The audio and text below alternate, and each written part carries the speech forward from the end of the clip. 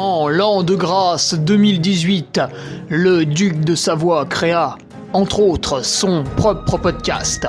Celui-là même. Depuis, il perdure, traversant le temps comme une épée à deux mains traverse les côtes d'un pourceau. Car, fatigué d'entendre la même soupe servie, encore et encore par de vils faquins sur de fades et disgracieuses vidéos YouTube, il dut innover. Proposant sa parole, parfois grossière, parfois téméraire quelque peu, incisive mais toujours issue d'un vécu, le duc, sur un format plus ou moins long que lui seul décide, en tant que monarque, traite dans son infinie bonté d'une questionnette qui te taraude. Car il est comme ça, notre duc, humaniste, amoureux du vivant, la main sur le cœur, il veille sur son duché. Puisses-tu, ici, passer un bon moment assis en tailleur au coin du feu ou cavalant sur ton fidèle destrier vers de nouvelles aventures. Pose donc cette hallebarde, débarrasse-toi de ton home et nettoie les taches de sang de ce visiteur qui, troublant ta quiétude, s'est vu embrasser le mur afin de savourer pleinement la divine parole. Paix sur terre, mon ami, et allons-y! Et bonjour à tous, on se retrouve pour le podcast du mercredi, le podcast de Ferrari que c'est le mien à moi. Numéro 148, comment s'entraîner sur tapis, sur le tapis roulant et non pas le tapis volant, ça c'est quand on prend trop de drogue et c'est mal. Alors la question nous est posée par Théo Esposito, voilà, Théo qui court pas mal, surtout à plat. Très légitime, surtout en ce moment, puisque y a deux choses qui se passent, et de un, petite vague de froid qui revient. C'est normal, on est en mars, hein. Si vous êtes choqué, c'est que vous êtes un peu bête. Petite vague de froid qui revient, petite neige aussi chez nous. C'est dommage, c'est quand je voulais faire du volume, tant pis. Et surtout, ben voilà, si vous habitez Paris, on va bientôt vous mettre une nouvelle carotte dans le cul. Donc vous aviez déjà pris 15 cm et là, on met un petit coup supplémentaire, on va passer à 20 cm. Puisque vous allez sans doute être reconfiné. Pourquoi ? Bah uniquement pour le plaisir. Pour le divertissement en fait. Beaucoup de gens s'ennuient en France parce qu'ils foutent rien de leur journée. Donc ça les excite un peu cette mode du Covid. Voilà, tous les jours on fait des débats lunaires sur des mesures totalement idiotes. On parle de chiffres inconnus, manipulés. Enfin c'est absolument fabuleux. Tout est bancal, on dirait... deux jeunes de 6 ans qui construisent une cabane. Eh bien non, c'est l'État français, donc c'est fabuleux.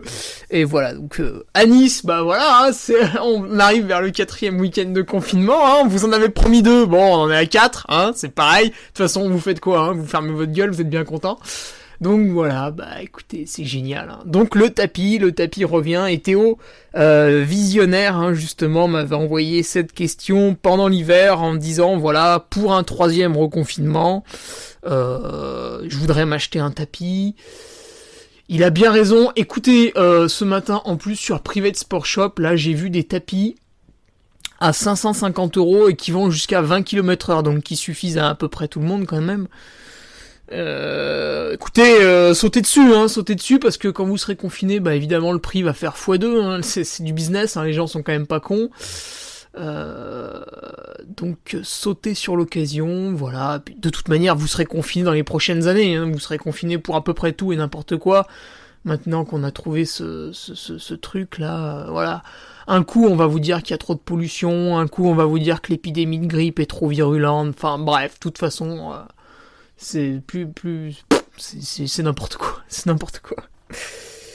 sauf si, bah voilà, vous habitez au Revard, là on peut faire à peu près tout ce qu'on veut, du moment qu'on ne traverse pas la route, puisque, quand même, ces petits saligots, ils passent, les policiers et les gendarmes, alors je sais pas si c'est pour se balader, ou parce qu'ils ont pété un plomb, mais on les voit souvent, Plus ça confine, plus ils viennent au Revard, dis donc. Un jour, ils vont mettre une gendarmerie et c'est pas possible. Bon, on rigole, mais qu'est-ce que tu veux, on va pas pleurer quand même, Alors, allez, trêve de plaisanterie, puisque c'est de la plaisanterie, hein, quand même, je n'ai pas vraiment d'avis, je t'avoue que je suis assez perplexe aussi. C'est plutôt pour déconner, voilà. C'est toujours rigolo, hein, de critiquer, hein, comme Coluche, hein, critiquer tout, hein, c'était drôle. Aujourd'hui, il sera en prison. Bon, comment s'entraîner sur tapis? Quand même, quelques nouveaux patriotes la semaine dernière. Voilà, Grégoire Andouche, Nicolas Delaplace. Putain, ça fait très juif, Andouche. Je vais aller en prison aussi. Thomas Hill, David Nouriga, Mathureau et Sébastien... Oh là là. Eichliman. Putain, c'est chaud à prononcer. Un petit challenge, là, avec Seb. Les gars, écoutez, voilà, les portes du Patreon s'ouvrent à vous, et même maintenant, en fait, j'ai envie de dire, il y a un petit bonus, puisque les patriotes sont conviés sur le forum. Alors, le forum, où est-ce qu'il est? Tu vas sur l'internet, alors, tu évites d'aller sur les sites porno, voilà, nouvelle recherche, www.l'entreduduc.fr, donc LANTREDUDUC.fr. Ah, écoute, je le mets dans la description du podcast. Tu ne peux de toute manière l'écouter que sur SoundCloud, puisque je me fiche éperdument des autres plateformes, je n'en ai que foutre. Donc voilà, c'est mon site internet, il est beau, tout neuf, voilà. Que dire de plus? J'ai mis la boutique, et oui, comme ça c'est vachement simple, tu cliques, tu commandes, moi derrière, j'ai la petite notif, j'emballe, hop, c'est ficelé, la poste, évidemment, hein, le prix du timbre qui a fait x2 en je sais pas combien d'années, donc la poste se goinfre dessus, donc on fait vivre une entreprise française, nous sommes de bons samaritains, et c'est parti, tu le reçois, ou non, hein, puisque la poste a augmenté ses tarifs, mais se permet de perdre les colis, donc bon, c'est comme la SNCF, hein, si tu veux, t'as 90% de gens qui font très bien leur travail, et puis t'as 10% de gens qu'il faudra exécuter en fait en place publique, mais on n'a pas le droit, et c'est bien dommage. Bon, remarquez, c'est valable dans tous les corps de métier. Ouais, et puis il y a le forum, donc appelé La Taverne, hein, sur le site internet. Et là, si t'es pas patriote, t'es baisé, hein, tu vois rien, parce que tu t'inscris, en fait, tu crées un compte. Moi, je vois ton adresse mail, je te retrouve pas sur le truc des patriotes, hop, blacklisté, au placard. Et par contre, si tu fais partie des fidèles, des puristes, des ultras, tu vas pouvoir venir comploter avec nous. Alors, le prochain complot, quel est-il? Ah, création du cluster au Mont-Revard. Voilà, j'organise un événement alors que c'est interdit, je n'ai absolument aucune limite. Voilà, donc pour quelques patriotes, nous nous retrouverons au Mont-Revard. Je ne vous dis pas la date, puisque peut-être des espions sont là.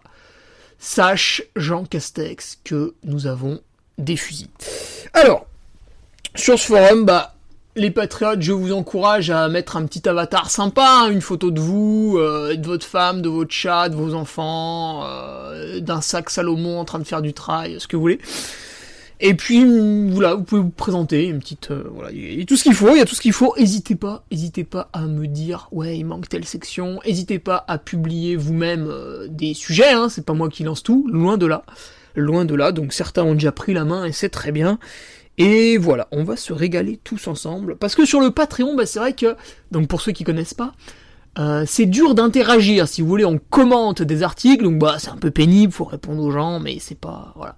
Tandis que là, sur le forum, vraiment, c'est beaucoup plus, c'est fait pour ça, quoi.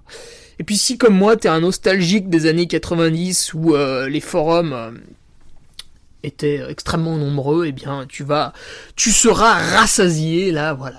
Bon, ça se lance gentiment, en plus il faut que je vous accepte à la main, donc c'est un peu long, mais voilà, écoute, ça va partir doucement, mais sûrement, j'ai envie de dire, voilà, le forum va ressembler à Air Liquide en France, très belle entreprise, fleuron français, qui croît un petit peu chaque année, c'est la fête.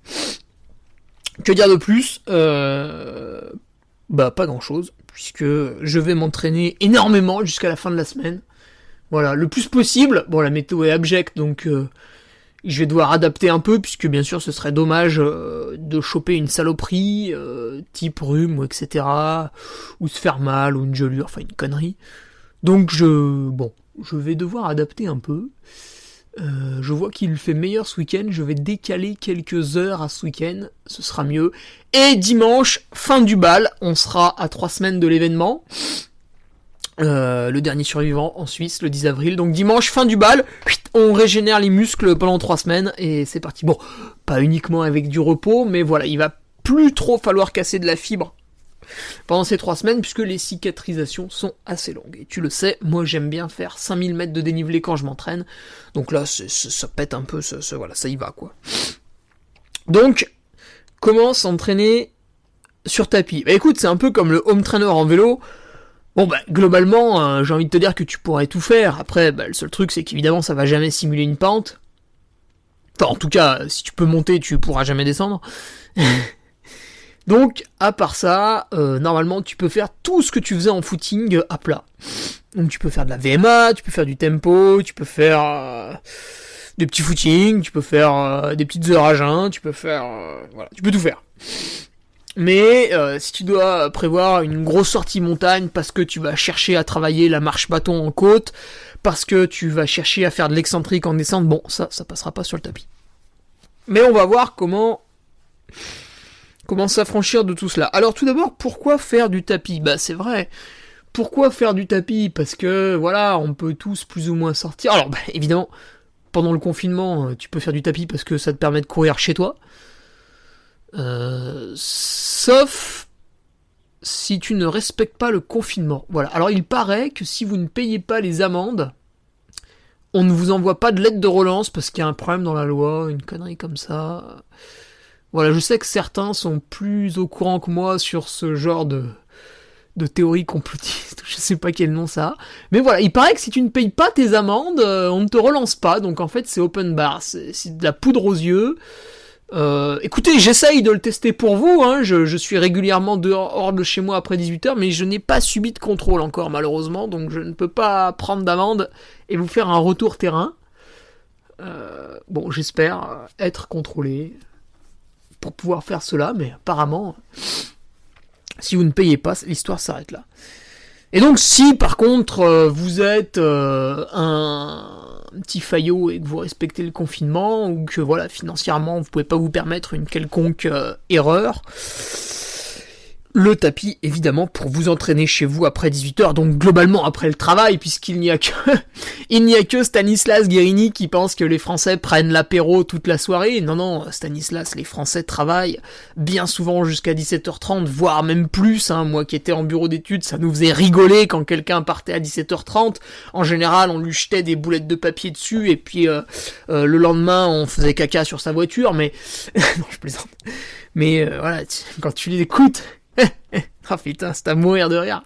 Oui, on met un couvre-feu pour pas que les Français aillent à l'apéro le soir. Ouais, mais écoute-moi bien, espèce de fils de pute. Si tu veux, moi le soir, je finis le boulot. Déjà c'est tard. Voilà, il y a les enfants à récupérer, à occuper. Voilà, il y a les courses à faire. Il y a plein de trucs en fait, Stanislas. Si tu veux prendre l'apéro, en fait avant 21h c'est pas jouable. Puis même à 21h, si tu veux, je suis fatigué parce que le lendemain j'embauche tôt. Tu vois, je suis pas comme toi, Stanislas. Je suis pas là à me tripoter toute la journée au ministère, à arriver à 10h30. À partir à 11h30 pour aller au resto, clandestin parce que les vrais sont fermés, à revenir à 14h30, à faire une petite sieste, à écrire une connerie sur un dossier à 16h et à partir à 16h30. Ça, y a que toi, ça, Stanislas. C'est les Français bossent, hein, à côté de ça, sinon. Hein.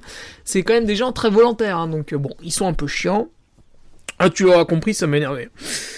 Quand t'entends ça, bon, c'était il y a déjà plusieurs semaines, mais apparemment personne n'a réagi. Voilà, vous étiez content de vous faire traiter de fainéants. Alors, vous êtes plutôt des bosseurs, je trouve. Donc le tapis, voilà, primordial si vous entraînez chez vous. Après, moi je l'utilise parce que j'habite un peu en montagne, donc certains jours, c'est vrai que la météo est quand même bien pourrie. Et alors, des fois tu y vas, tu vois, t'as 3 quarts d'heure ou 1 heure à faire, bon tu y vas, tu mets les collants, la veste et tout le bordel et tu y vas. Mais tu vois, quand tu l'as fait pendant 1 jour, 2 jours, putain le 3e jour quand même, tu te dis, je serais bien en short, torse nu sur mon tapis. Et effectivement, t'es pas mal.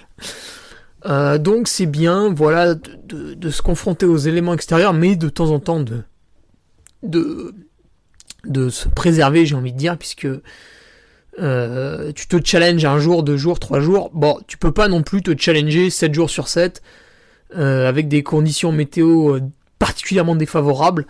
Donc de temps en temps, il faut savoir aussi se préserver pour progresser sur le long terme. Donc voilà, je ne vous encourage pas à faire systématiquement du tapis quand il pleut, mais voilà, c'est bien d'alterner un peu, je vais dehors, me confronter aux conditions météo extrêmes, et puis voilà, le lendemain, t'es calmé, hein, parce que t'as fait 3-4 heures sous la pluie, donc t'es quand même bien calmé, et tu vas sur ton tapis, voilà. Alors, et aussi, ah oui, non, si, moi je l'ai beaucoup utilisé cet hiver avec les sols qui sont gelés. Là c'est dangereux, tu vois, pour courir. Soit quand il y a 40 cm de poudreuse, bon là c'est merdique. Tu vois, quand il y a 10 cm, c'est rigolo, tu mets juste les chaussures dans la neige. Et quand il y a un peu plus de 20 cm, c'est quand même très merdique, hein. C'est quand même particulièrement ignoble. Enfin, tu cours plus en fait, tu fais une espèce de débauche d'énergie pour te mouvoir dans la neige. C'est plus vraiment de la course à pied. Et quand le sol est gelé, bah pareil, c'est un peu dangereux, donc voilà. Là, tu tombes, tu te déplaces un truc, tu te pètes le coude, c'est un peu chiant. Quand le sol est gelé, quand même, faut se méfier. Bon, en vélo, j'en parle même pas. Mais faut se méfier aussi à pied. Donc je dirais que c'est un outil à utiliser avec parcimonie. Après, vous pouvez en acheter un, hein, c'est un truc, en général, ça périme pas. Donc, banzai, j'ai envie de dire. Et dernier point intéressant pour le tapis, bah tu vois, quand il fait un peu trop froid, ou que c'est un peu gelé, ou qu'il pleut un peu, et que t'as une belle séance de VMA ou de qualité à faire, franchement, quand la météo est merdique, c'est dur de faire une belle séance en extérieur. De temps en temps, tu y arrives, mais peut-être que c'est plus parce qu'à ce moment-là, t'es particulièrement en forme, alors qu'à l'intérieur, tout va être bien calibré pour vraiment te dépasser, pour aller très vite, etc. Donc là aussi, quand t'as une séance un peu délicate, un peu coton à faire, le tapis peut être pas mal si dehors c'est la merde. Ah non, encore un dernier point. Si quand tu sors de chez toi, voilà, tu peux pas courir tout de suite parce que t'es dans un milieu particulièrement urbain, ou pour aller au stade, c'est à pétaouchnock, faut prendre un peu la bagnole et tout, si t'as une séance VMA un peu calibrée. Le tapis en fait peut être un gain de temps parce que si tu veux, voilà, imaginons aujourd'hui tu fais du télétravail et pour aller courir faut te déplacer, machin, tout, c'est un peu chiant. T'as pas trop le temps, mais putain, tu aimerais bien quand même caler ta séance de 45 minutes. On peut en faire des choses en 45 minutes.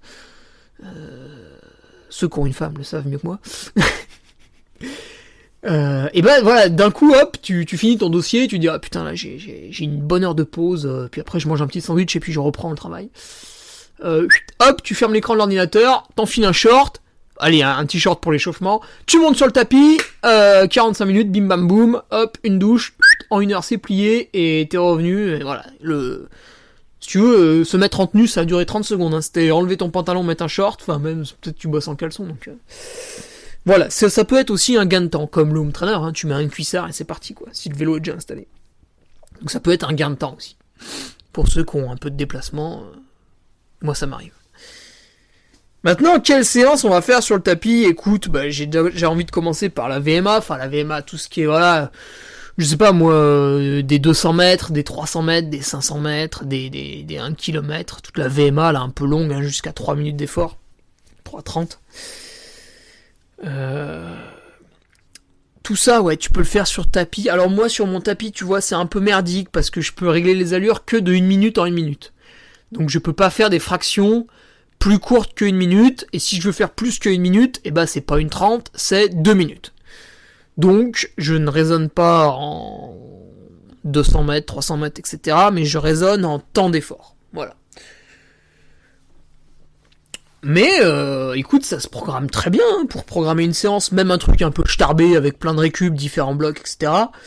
En 5 minutes, tu cliques sur l'écran là, et c'est fini, la séance est programmée.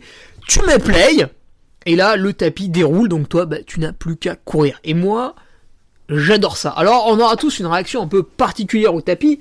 Beaucoup me disaient que ça faisait mal au tibia et tout. Écoute, je dois courir différemment de ces gens-là, puisque moi, justement, ça ne me fait pas du tout mal au tibia, enfin, par rapport à dehors. Si je fais un cycle de développement VMA, donc disons 6 séances cibles en 3 semaines, à l'extérieur, eh bien, je suis quasiment sûr que je vais sortir avec des petites douleurs au tibia, voilà, qu'on va appeler périostite. Pas très graves, mais qui vont nécessiter une attention quotidienne. Si je l'ai fait sur tapis, c'est ce que j'ai fait cet hiver, putain, j'ai rien, c'est incroyable. Après, peut-être ça dépend aussi des tapis. Moi, il est plutôt haut de gamme, il coûtait quand même 1200 € le Coco, là. Et je le trouve agréable. Donc, les VMA, tu peux tout à fait les faire sur tapis. Alors là, c'est encore mieux, parce que tu peux vraiment faire un échauffement, tu le calibres, tu vois, long, progressif, tu mets les allures qui augmentent progressivement, etc., etc. Tu peux te mettre la musique que t'aimes bien, le son que t'aimes bien, tu vas pas être emmerdé. Tu peux prévoir un ravito juste à côté, tu vois, avec la ceinture, si tu transpires beaucoup. Peut-être pas des barres quand tu fais une VMA, mais pourquoi pas des purées de fruits. Par exemple, pour le coup, là, les baous sont pas mal parce qu'elles sont vraiment petites et légères. Donc ça se boit bien entre deux blocs pour la VMA. C'est pas mal si tu fais ça en fin de matinée avant de manger, quoi. Donc la VMA sur tapis, écoute, sans problème, j'en ai fait beaucoup pendant l'hiver. J'ai vraiment apprécié. Et alors évidemment, c'est bien de ne pas faire que ça, c'est-à-dire de temps en temps quand même de se forcer à aller faire une VMA dehors malgré les contraintes qui te poussaient à aller sur le tapis.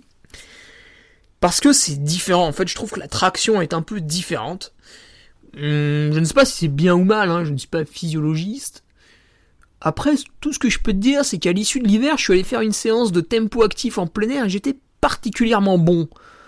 Voire même, je dépassais mes records. Donc ça montre que le boulot hivernal a été bon, malgré que j'en ai fait quand même au moins 50% sur le tapis de mes vitesses. Le tapis, ouais, tu vas être un peu tracté. Alors moi, ça me permet d'être vraiment très droit. Tu vois, quand tu fais une séance de 400 sur un stade, alors bon, moi je ne suis pas issu de l'école d'athlétisme, etc. Donc j'ai une technique de course, voilà, un peu brusque, on va dire.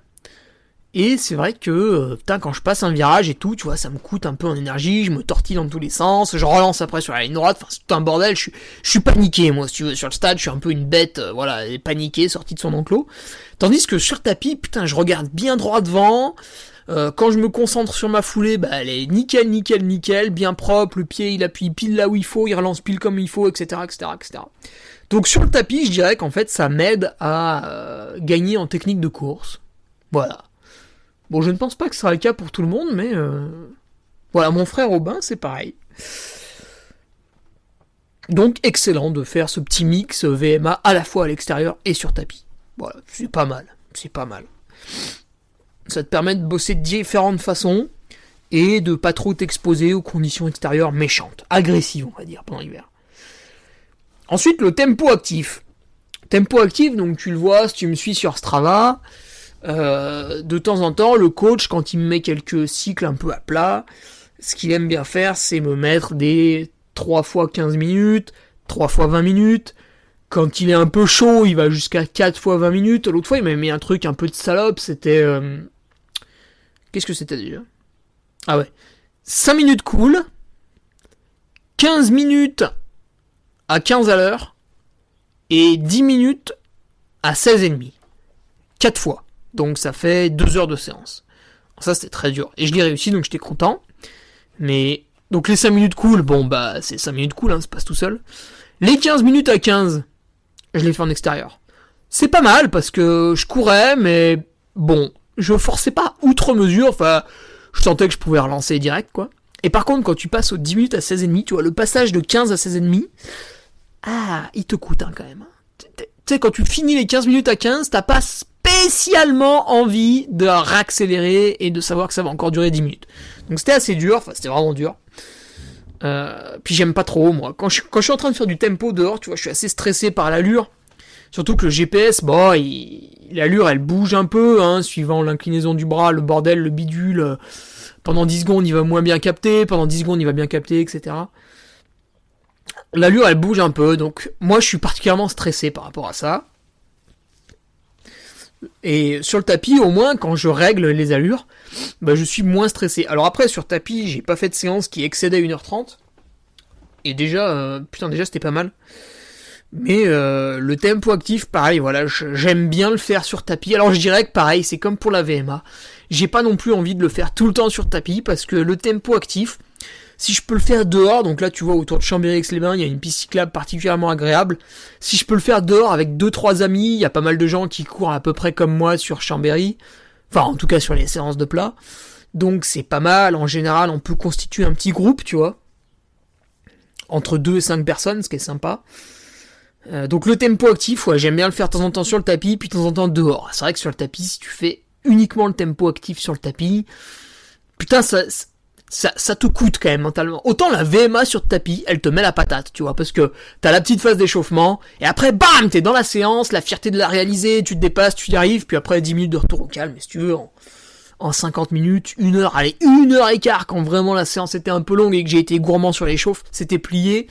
Mais le tempo, tu vois, dès le début, t'es direct dedans, ça va durer 1h20, 1h30, 1h45, c'est quand même assez pénible sur tapis, enfin, je dirais que là, on touche une certaine limite. Voilà. Après, les séances de dénivelé, donc c'est ce que je disais un peu au début du podcast, tu vas vouloir faire de la montée, du seuil en bosse ou de la marche bâton, et puis tu vas vouloir faire de l'excentrique en descente. Bon, ça, évidemment, tu ne peux pas le faire sur tapis. Si ton tapis s'incline beaucoup, tu peux faire des trucs en montant, en marchant ou en trottinant, tu vois, pour travailler le mini-trot aussi. Mais là, il faut déjà un tapis vraiment haut de gamme. Le mien ne s'incline pas beaucoup, par contre. C'est vrai. Et en fait, ce que tu peux faire pour... Alors attention, par contre, dans ce cas-là, j'en suis absolument certain, ça ne remplacera jamais une séance de navette en plein air ou une très longue grande course dans un milieu particulièrement montagnard. Ça ne remplacera jamais ça. Néanmoins, tu peux faire sur tapis un exercice un peu hybride qui va consister... Alors si tu peux l'incliner, tu fais un peu de marche en bosse ou de mini-trot. Si tu peux pas l'incliner, tu fais, voilà, je sais pas, tu cours un peu à des allures différentes. Tu vas donc trottiner, courir, etc. pendant... je sais pas moi, entre 4 et 8 minutes par exemple. Et ensuite, pendant 5-6 minutes, tu vas faire des exercices. Donc moi le tapis il est au garage, du coup à côté j'ai un peu de place pour faire squat, fente, montée de banc, squat sauté, enfin tout ce que tu veux, tu vois. Donc quand je descends de mon tapis, je peux passer à des exercices de musculation, peut-être plus pliométrie, donc avec un petit peu de bondissement, donc fente sautée, squat sauté. Voilà, donc tu vas te faire un petit circuit training avec ce genre d'exercice. Globalement, des trucs qui te matraquent les jambes. Et une fois que tu as fini ton circuit training, tu remontes, hop, tu cours un peu sur ton tapis, tu repasses au circuit training, tu remontes un peu sur le tapis, etc., etc.